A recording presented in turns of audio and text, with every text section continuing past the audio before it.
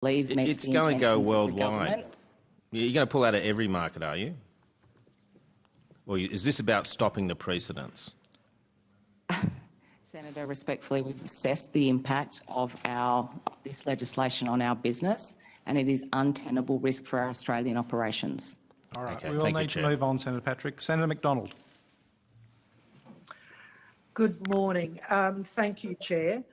Look, I just want to go back to this concept of that you're floating, that it is only about paying for news content when during the ACCC inquiry, and there's already quite a bit of data that the market share of Google that you've achieved through taking the advertising dollars of small business has been directly converted primarily from newspaper and radio and other news outlets.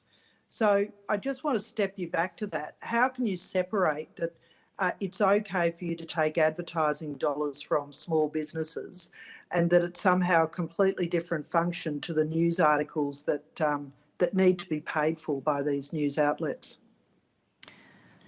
Thanks for the question, Senator. I would like to just talk through the changes in the Australian ad market because in an independent economist report commissioned from Alpha Beta, the Australian advertising market has grown from about 8.9 billion to 16 billion from 2002 to 2018.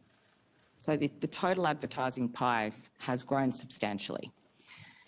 In addition to that, the way that consumers consume media has changed considerably since the development of the internet. They have access to a lot more information than they used to, and digital advertising holistically, including for news media businesses who have strong digital advertising parts of their business as well, have grown equally. Now, there have been declines in print newspaper revenue, but the economics behind this are actually more driven by the debundling of classifieds from newspapers, the rivers of gold that we all used to hear about.